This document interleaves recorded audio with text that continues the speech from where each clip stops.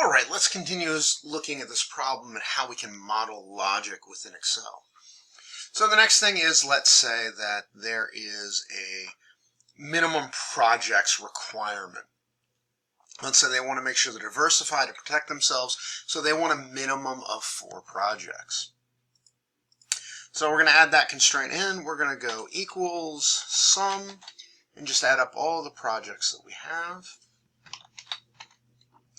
And then we're going to say that that has to be greater than or equal to the minimum number of projects.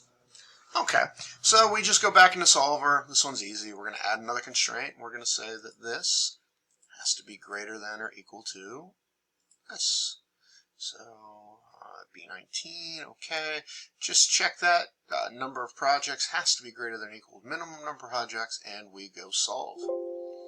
Okay, we found a solution. Okay, and you can see that we changed it a little bit. So we've got 1, 2, 6, and 7. Now, as of right now, you may be going, wait a second, that is not what I got. But I got the same answer. Well, don't worry, we'll talk about that here in a second. Let's just write this down. And minimum project. We'll talk about the phenomenon that's going on. So I'm going to copy this stuff down because we're going to just retype all this. Control C, Control V. The solution is to invest in projects 1, 2, 6, and 7.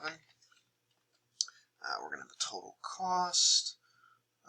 Let's see, equals sum product, tab, and we're going to say our cost with our investment decision. Close that out, so Control V or Control C, and then we'll right click and paste as a value. So our NPV is, we'll Control C and we'll Control V. Actually, we're going to paste that as a value. Return on investment is 12%. Now let's Control C, and then we're going to paste the formatting on there. Okay, what's going on? Look at this black magic. We have the same numbers. It's a total cost of 14.1. It's a $16.7 million NPV. How can that be? The optimal solution up here gave me 16.7. This one down here gave me 16.7. What's going on? Well, this is what we call an alternate optima.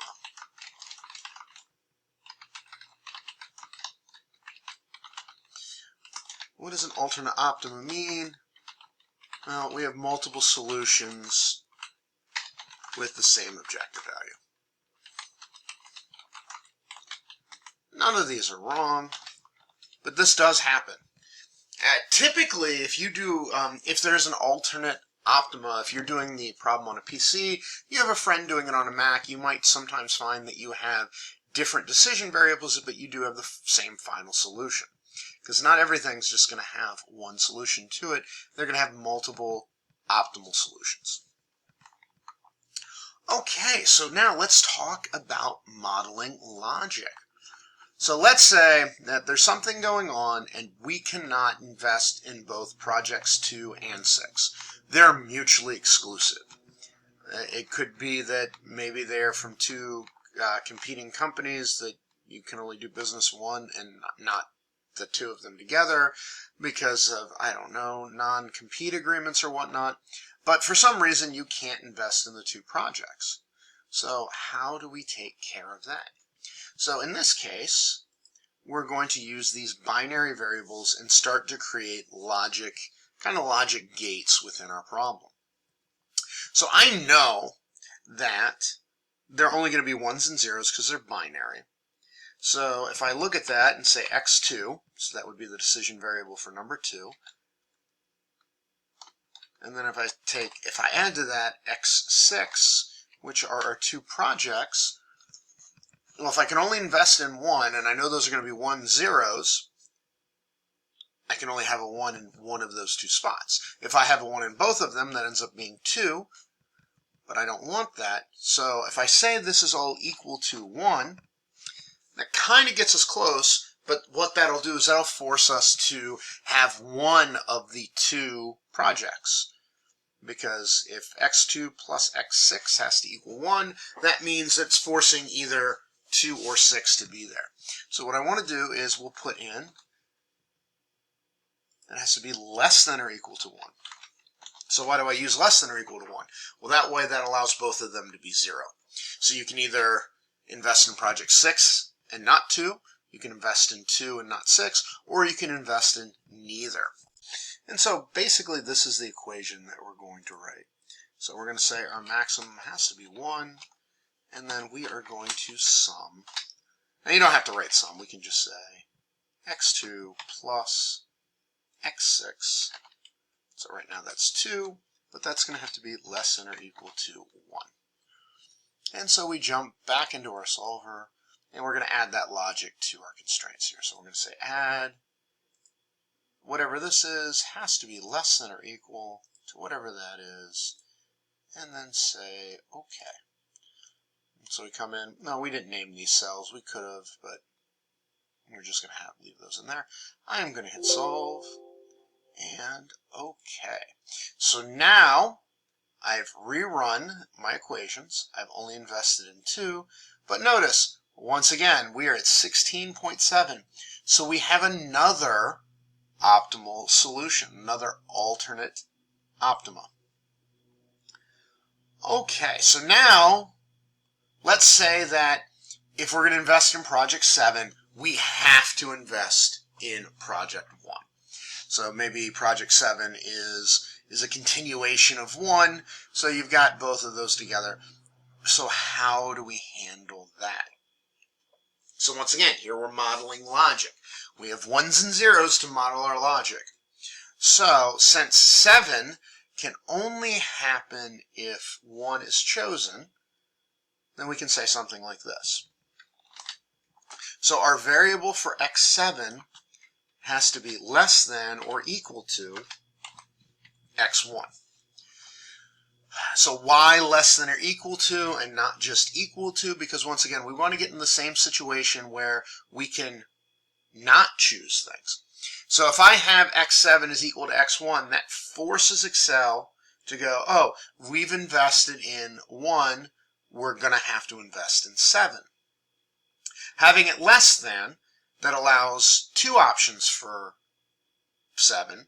So if x1 is 1, so it's chosen, and then we go, it's less than or equal to 1, then you can either have a 1, which would give us the project, or you can have a 0. So it is possible to do x1 without doing x7.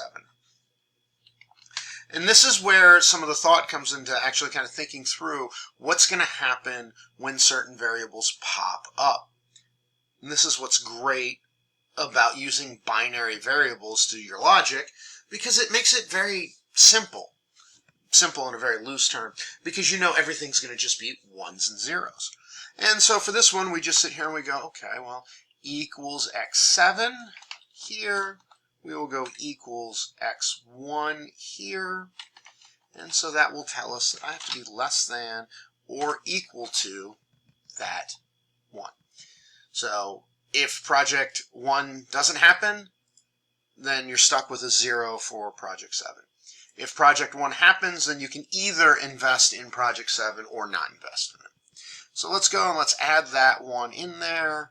So that's one more constraint where this is less than or equal to project 1. Hit OK. We'll solve it again.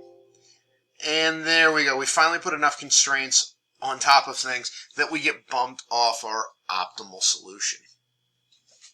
And so this will be the final solution. So what we're going to do, and let's justify this one to the left so we can actually see it. So we are going to invest in 1, 2, 3, and 7. Quite different from our initial look at things. Let's see, we're going to do the cost, and we know the NPV. We'll just bring the NPV down here, and so our cost is going to equal, once again, sum product. Great function for Excel. especially when dealing with a lot of the stuff like binary variables. Sum product the cost with our decision variables.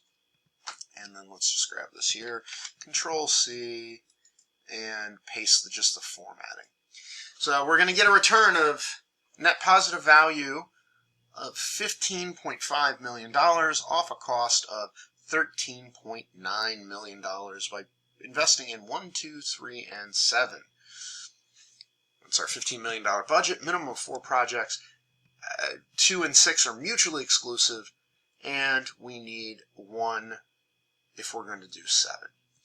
And so I hope that you understand a little bit better about how we can use binary variables to model logic in Solver. This is a really great thing to be able to do, to turn things on and off, to write these little logical statements, to do things like mutually exclusive and follow-ons and whatnot.